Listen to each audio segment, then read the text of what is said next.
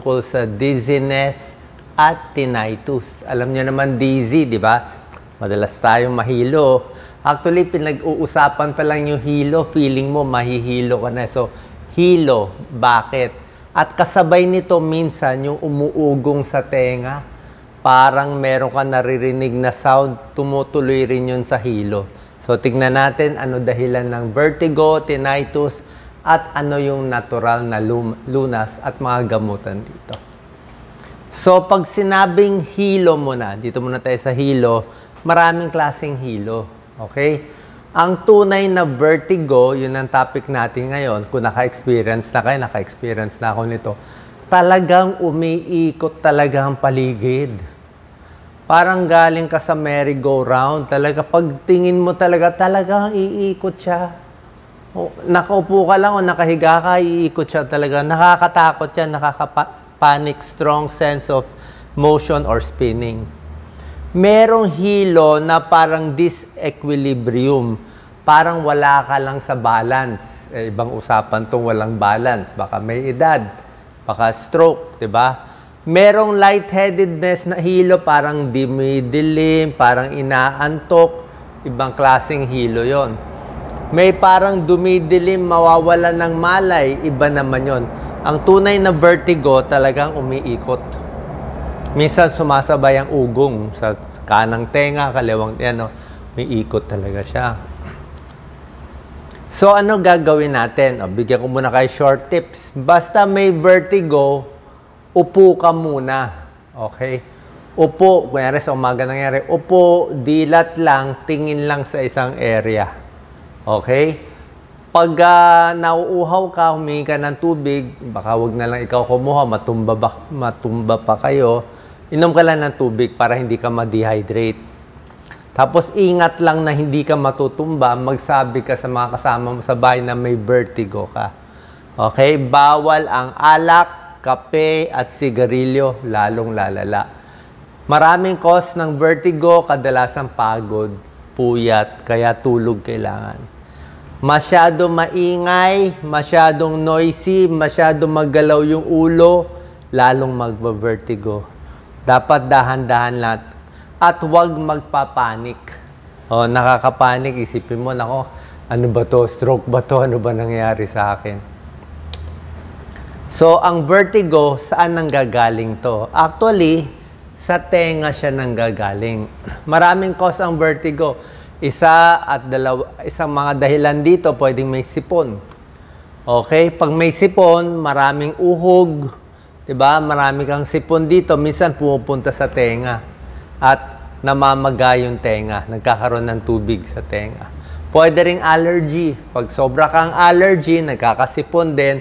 Nasal congestion. Ayan, infection, nagsuswelling ito. Ito kasing nasa tenga natin, itong mga semicircular canals, siya nagsasabi sa atin kung nakaupo ba tayo, nakatayo ba tayo, nakabaliktad ba ulo natin. Yan ang pinakabalanse natin. Yan ang balanse natin. At sa loob nito, may mga crystals, may parang maliliit na crystals, nagsasabi kung anong position tayo. Okay? Yan ang mga cause, sipon, pwedeng allergy, pwedeng infection sa tenga. Merong isang sakit, medyo hindi ganun ka-common, Meniere syndrome. Yun din, nagkakos din ng vertigo, pati tinnitus sabay. Tinnitus yung umuugong. Naka-experience ba kayo? Ako, naka-experience ako ng tinnitus. Mas tumatanda, mas may tinnitus. So, vertigo, bukod sa hilo, pwede magsuka, parang mabibingi, walang balance, headache, not so much, mainly dizziness yan. So, dapat, pag nahilo na kayo, at alam nyo na nga, vertigo, pahinga na. Todo pahinga. Hinto muna trabaho. Best treatment, tulog. Actually, pag pinikit mo yung mata mo, lalo ka mabavertigo. Pero, pwede naman basta steady ka lang. Ano na lang, dasal, kalma, tulog. I-pray mo na mawawala. Okay? Relax lang muna. Yan, tulog. Pagising mo, a little better. Pag naglalakad ka, may vertigo, nakakatawa nga, para kang talagang may alalay dapat. Uminom ng tubig, minsan pag dehydrated, hindi rin maganda, nagkakos ng vertigo. Yan, no? Pero pag gising ka, upo ka lang at pilit mo talaga nilalabanan ko yung vertigo ko. Tingin lang sa isang object. O kung meron kang television sa malayo, tingin lang doon. Doon ka lang tumingin. Focus ka. Kaya kahit umiikot-ikot siya dito, nakatingin ka lang sa isang object eh. So pinipilit mo, wag mahilo.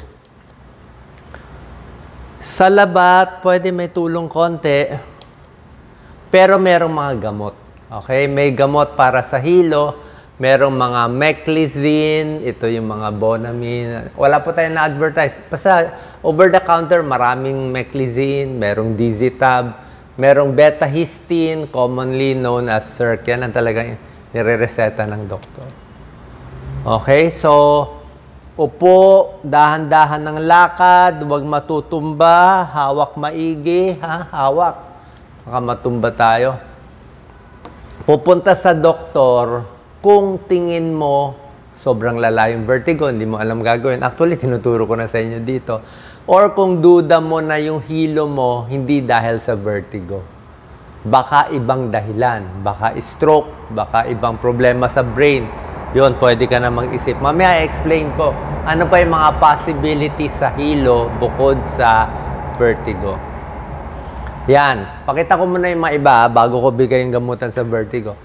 Pwede rin yung sinasabing ko ibang hilo na parang dumidilim, parang namumutla, bagsak ang blood pressure. Check ang blood pressure. Ito hinihimatay. Pwedeng poor blood circulation, pwede rin yan. Abnormal heartbeat, pwede rin yan. Nervyos, panic attack, diba? Hilo ka rin eh. Panic attack eh. Anemic, low iron, mga mapuputla, hinihimatay din. Low blood sugar, gutom. Okay? Mababa blood sugar, hilo din. Pero pag naka-experience ka na ng vertigo, alam mo na ano yung vertigo. Iba siya dito. Yan, iba ang low blood sugar. Brain tumor, stroke, iba yan. Usually, bulol, nanghina yung kamay. Pag vertigo, wala, okay ka lahat, malakas ka.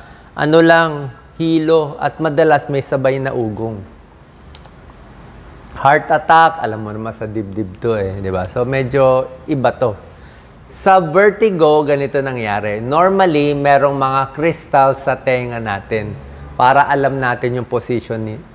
Pangalan nito, otoconia crystals. Ang problema, pag tumatanda tayo, minsan nalilihis siyang crystal o may infection sa ilong, may trangkaso o maraming allergy, maraming sipon. Connected kasi yung ilong sa tenga. So, pwedeng mamaga yan at malihis itong mga crystals. Kita mo, umalis yung mga crystals. So, pag nalihis siyang crystals, nahilo na siya, na vertigo na siya. Merong home remedy. Ito, turo ni Dr. Jim Di Magila. Okay? Isang home remedy, actually naman, kahit hindi nyo gawin to, okay na rin eh, kung takot kayo. Pero, kung sure kayo vertigo, pwede nyo itry to. Okay? Kung malalaman nyo kung yung ugong nyo galing ba sa kanan o galing sa kaliwa. Mas barado ba kanan tenga, kaliwa. Pero kung di kayo sure, ganito ginagawa. Let's say, right ang duda nyo. Nandito yung ugong. So, gagawin mo, titingin ka sa kanan, tapos hihiga muna. Ano, higa, ulo na sa kanan. Tapos mamaya, yung katawan nakagitna. Tapos mula ulo sa kanan, ulo sa kaliwa. Pwede rin naman nakaupo eh. Kanan, kaliwa. Pero mas maganda nakahiga, tapos dapa. Dapa yung katawan, nakababa yung ulo. So yung ulo, iniikot-ikot mo. Kanan, gitna, kaliwa, tapos tango pa bago upo. Dahan-dahan. Minsan mas nahihilo pa. Anong purpose nito? Ibig sabihin, itong mga crystals na naglalabasan, na mali ang pwesto, kumbaga ma-imagine nyo maraming mga buhangin na mali ang pwesto, binabalik mo siya sa tamang posisyon. Dapat may laruan ako ng bata. Di ba may game, may game na iba na may tubig, tapos may mga bola, pinapasok mo sa tamang butas. Di ba may ganong game? Dapat may dala ako nun eh. Ganon din ginagawa natin sa ulo natin. Na yung ulo natin, yung crystals, kanan mo na, kaliwa, taob, po. Usually 3 times to ginagawa. Dahan-dahan, 30 seconds per position. Pwede mo rin namang gawing left side. pabaliktad naman, kaliwa naman. Kaliwa muna umpisa, pareho din naman, kaliwa muna umpisa, tapos katawan muna, tapos gitna, tapos kanan, tapos papunta sa kanan. Pwede rin ganon. 3 times. Pero kung nahilo kayo, okay lang naman mahilo konti, stop nyo na. Hindi naman po ito delikado, pero yan din ginagawa ng doktor. Ito usually, generic lang nilagay ko, walang brand. Ito usually binibigay talaga ng doktor. Ito ang over-the-counter, Meclizine. Pero ang nire-reseta ng doktor, usually itong mga beta-histine, mas popular, mas mahal. Sinarizine, paminsan-minsan binibigay. Lahat sila anti-vertigo. Anti-vertigo. Ang pinakamadali makuha itong Meclizine. Meclizine, may Dizitab, may Bonamine, may generic, kahit ano pa. Usually, kahit anong hilo, pwede naman to. Sasakay ng kotse, sasakay ng airplane, nahihilo, pwede rin to. Para hindi magsuka. Ang ginagawa nito, para siyang antihistamine. So, yung utak, binabawasan niya yung hilo mo. Okay, pwedeng, kung makukuha ng Meclizine, okay na. 25 milligrams 2 times a day, over the counter. Bago mag-travel, bago mag-airplane, pwede 1 hour before uminom. Wala namang masama dito. Pero doon sa home remedies ko, usually gagaling na rin eh. Ito, mas gusto ko siya, kaya lang mahal siya. Ito yung uso talaga, lalo na sa tumatanda. Kung kayo ay edad 50 pataas, mas common ang vertigo. Bakit? Siguro yung mga crystals natin sa tenga, mas mabilis matanggal. Itong beta-histine, commonly known as Circ, o kung meron pa ibang brand na generic, okay lang. Ang beta-histine, pwede siya sa vertigo, pwede rin siya sa tinnitus, sa ugong. Nung time na nabavertigo ako, naglalagay ako sa bag ko. Yung may bag akong dala, andun yung cellphone. Lagi ako may dalang tableta nito. Para just in case mahilo, makainom agad ako. Vertigo, tinnitus, nausea. Okay?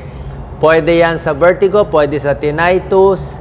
Kaya lang kailangan po na reseta ng doktor. Okay?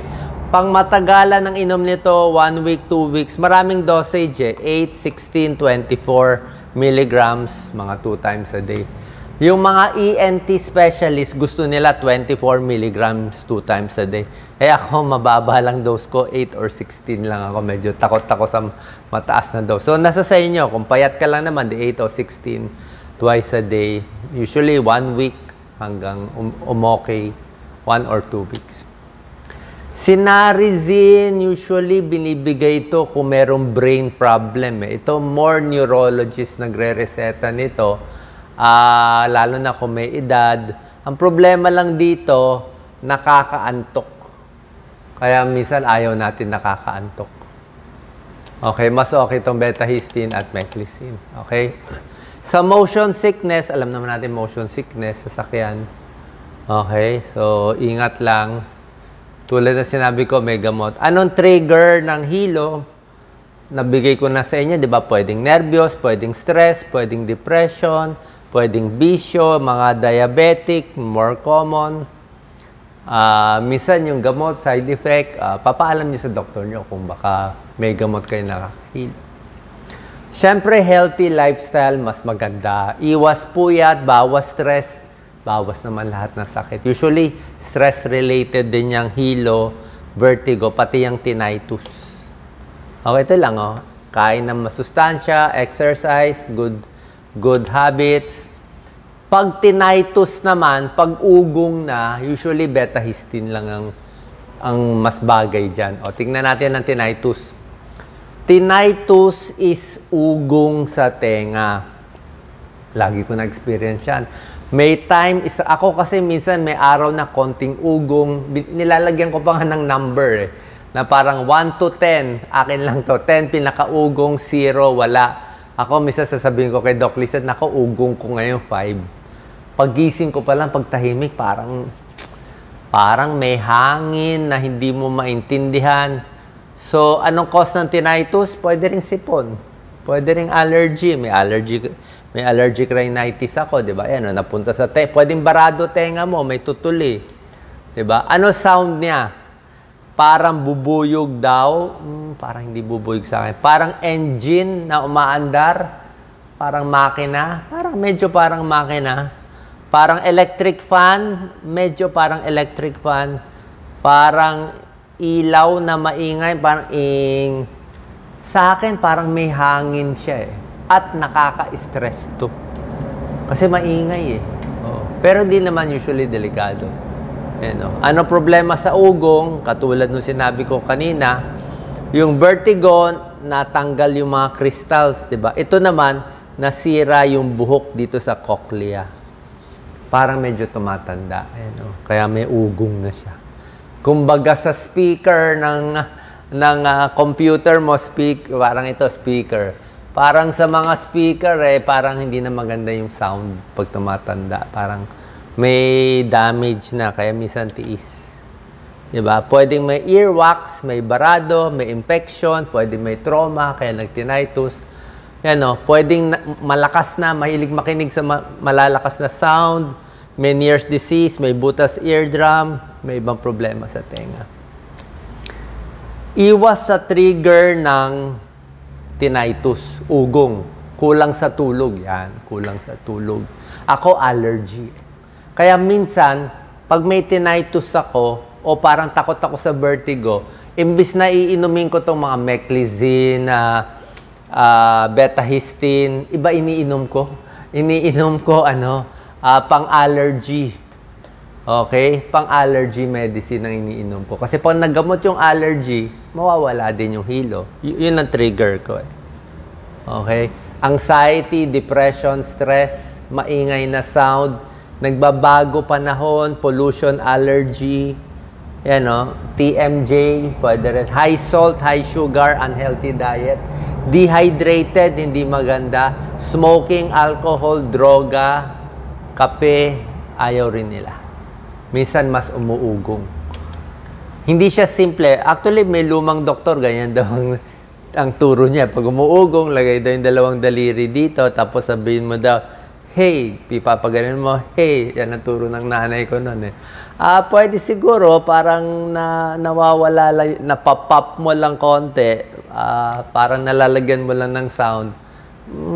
Baka makatulong, baka hindi makatulong, wala namang masama. Diba? Ito, betahistine, pang tinnitus, pang ugong. Kala nyo simple lang yung tinnitus, pero causes hopelessness, depression, isolation, sobrang stress. Kasi parang laging may sound eh. Laging may sound, nakakainis eh. Kaya yung iba ginagawa, naglalagay na lang ng sound. Para matakpan yung sound, makikinig siya sa may sound. 'Di ba? Mas gusto niya may aircon, may sound, 'di ba? Yung iba hearing aid, ito. Anti-stress, relax, anti-anxiety, minsan antidepressant pa, nadidepress na sila sa ugong na naririnig. Supplements, pwede rin naman. So, yun lang po. Sana nakatulong ang video natin. I think nabigay ko na lahat ng home remedy. Maingat sa pagkain, di ba? Lahat naman yan bawas alat, healthy eating, maraming tubig, bawas stress, tapos yung mga home remedies natin. At merong gamot paminsan-minsan tutulungan natin. Oras na umatake ang tinnitus at vertigo. Salamat.